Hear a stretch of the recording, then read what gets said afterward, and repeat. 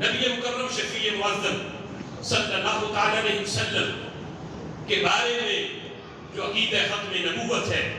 اگرچہ آج موجودہ دور میں اس پہ بڑا کام ہو رہا ہے، ختم نبوت پہ کانفرنسیں ہو رہی ہیں اور اس سلسلہ میں کورسز ہو رہے ہیں، اور قادیانیوں کے جو وار ہیں کہ کس طرح وہ مسلمانوں پہ اپنے وار کر کے اور ان کو گمراہ کرتے ہیں، ان سب سے آگاہ کیا جا رہا ہے، اور یہ بہت کام ہے، لیکن اس سے بھی کہیں زیادہ ابھی کام کرنے کی ضرورت ہے۔ عقیدہ ختم نبوت کو بیان کرتے ہوئے آج اس چیز کو بیان کرنا بھی ضروری ہے کہ جس کی طرف آج ہماری اکثریت کی توجہ نہیں۔ جب بھی جہاں بھی آپ دیکھو کہ عقیدہ ختم نبوت کے بارے میں کانفرنس ہو رہی ہے تو جو مقرر بھی آئے گا وہ اٹھ کے قادیانیوں کا رد کرے گا، قادیانیوں کو گالیاں دے گا، مرزا کی جو بکواسات انہیں بیان کرے گا، لیکن عقیدہ ختم نبوت کو بیان کرتے ہوئے آج ہمارے علماء، ہمارے مقرر خطباء وہ کیوں بھول گئے ان لوگوں کو کہ جنہوں نے قادیانیوں کے لیے راہ ہموار کی، قادیانیوں کے لیے، مرزے کے لیے راہ ہموار کر کے اسے یہ دعویٰ کرنے کا راہ دی اور سبق دیا کہ یہ چور دروازہ ہے، یہاں سے تم داخل ہو سکتے ہو اور نبوت کا تم دعویٰ کر سکتے ہو۔ کیوں ان لوگوں سے آج ہم بے خبر ہیں؟ لہذا عقیدہ ختم نبوت کو بیان کرتے ہوئے ان لوگوں کا رد بھی ضروری ہے تاکہ پتہ چلے ہم جس قدر ہم مخالفت ہماری قادیانیوں سے ہے اتنی ہی ہماری مخالفت ان لوگوں سے بھی ہے جنہوں نے قادیانیوں سے پہلے، مرزا سے پہلے یہ راہ ہموار کر کے دی اور پھر جرأت ہوئی یہ مرزے کو کہ اس نے نبوت کا دعویٰ کیا۔ ان میں ایک نام کہ جنہوں نے یہ قادیانیوں کے لیے راہ ہموار کی، ایک نام اسماعیل دہلوی کا ہے۔ آج تلاش کرو اپنے اندر،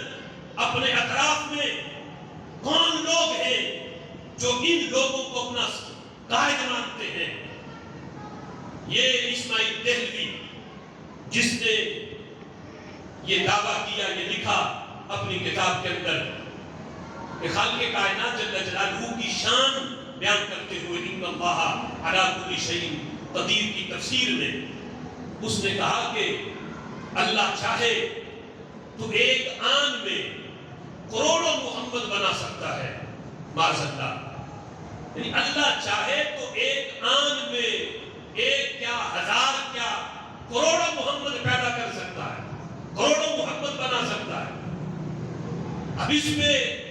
اس کے ماننے والوں نے بڑی داد دی کہ یہ تو اللہ کی شان ہے،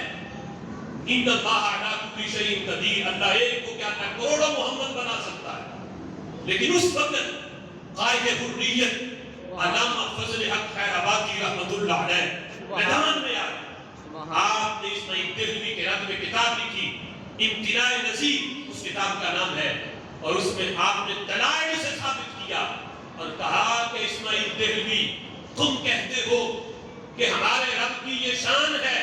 کہ وہ ایک آن میں کروڑوں محمد بنا سکتا ہے۔ آپ نے فرمایا میں کہتا ہوں ہمارے رب کی یہ شان ہی نہیں، اللہ کروڑ تو کیا، اللہ ایک محمد بھی نہیں بنا سکتا، ایک محمد بھی نہیں بنا سکتا۔ یہ ہمارے رب کی شان ہی نہیں،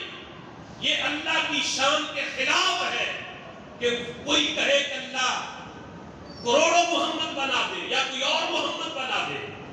انہوں نے کہا کہ اللہ ایک محمد بھی پیدا نہیں کر سکتا۔ کیوں؟ دلیل دی قرآن سے، کہا کہ اگر تم کہو کہ اللہ کوئی اور محمد بنا سکتا ہے، وہ کوئی اور محمد رسول اللہ کا ثانی تب بنے گا جب وہ تمام اوصاف میں نبی پاک علیہ السلام کی مثل ہو، اور ہمارے آقا علیہ السلام کی سب سے بڑی شان یہ ہے کہ آپ تاجدار ختم نبوت ہیں۔ سبحان اللہ۔ اللہ قرآن میں فرماتا ہے خاتم النبیین، محبوب آپ نبیوں کے خاتم ہو، اور اگر کہو کہ کوئی اور محمد بھی اللہ بنانے پہ قادر ہے تو ایک خاتم تو یہ ہوئے اور دوسرے کا بھی خاتم ہونا ماننا پڑے گا۔ اللہ انہیں کہے خاتم النبیین، اور جو بعد میں اللہ بنائے اگر وہ بھی نبی ہو تو پھر تو مثل ہے، اگر نبی نہیں تو پھر مثل ہی نہیں۔ نبی ہوگا تو مثل ہوگا، اور وہ بھی خاتم النبیین ہوگا تب وہ ثانی محمد کہلائے گا۔ تو کہا اس لیے اللہ دوسرا محمد نہیں بنا سکتا کہ ہمارا رب جھوٹ بولنے سے پاک ہے، چونکہ ہمارا رب جھوٹ نہیں بولتا اس لیے اللہ دوسرا محمد بھی نہیں بنا سکتا۔ اگر یہ مانو کہ کوئی اور بنا سکتا ہے تو پھر ماننا پڑے گا کہ قرآن میں تو اللہ حضور کو کہے خاتم النبیین اور کسی اور کو بھی بنائے اور انہیں بھی کہے یہ بھی خاتم النبیین ہے، تو معاذ اللہ اللہ کے اس فرمان کا جھوٹ ہونا لازم آتا ہے، چونکہ ہمارا رب جھوٹ نہیں بولتا، جھوٹ سے پاک ہے، اس لیے ثانی محمد بنانے سے بھی پاک ہے۔ یہ تھا پہلا ہمارے علماء کا، فرمایا ان اللہ علی کل شیء قدیر، یہ نہیں کہ اللہ ہر چیز پہ قادر ہے، اس میں استثناء ہے کہ اللہ ہر وہ چیز جو اس کی شان کے لائق ہے اللہ اس پہ قادر ہے۔ اب اسی پہ ان کی جو ہے وہ جب لگام وزیر دلی ہوئی تو جہاں تک کہہ دیا انہوں نے کہ معاذ اللہ اللہ جھوٹ بول سکتا ہے، اللہ جھوٹ بولنے پہ قادر ہے، معاذ اللہ، یہ بھی ان کی کتابوں میں تحریر ہے۔ کہا اگر یہ کہا جائے اللہ جھوٹ بولنے پہ قادر نہیں تو بندہ جھوٹ بولنے پہ قادر ہے، اللہ قادر نہ ہو تو یہ تو لازم آئے گا کہ بندے کی قدرت اللہ سے بڑی ہے، اللہ ایک کام پہ قادر ہی نہیں اور بندہ وہ کام کر سکتا ہے، یہ تو لازم آئے گا کہ بندہ بڑھ گیا، بندے کی قدرت اللہ سے آگے نکل گئی۔ اعلیٰ حضرت امام اہل سنت نے قلم اٹھایا، فرمایا ان اللہ علی کل شیء قدیر کا مطلب یہ ہے اللہ ہر اس چیز پہ قادر ہے جو اس کی شان کے لائق ہے، جھوٹ بولنا ہمارے رب کی شان کے لائق ہی نہیں، اس لیے اللہ اس پہ قادر ہی نہیں ہے۔ سبحان اللہ، جھوٹ بولنا یہ رب کی شان کے لائق ہی نہیں، اس لیے اللہ اس پہ قادر ہی نہیں۔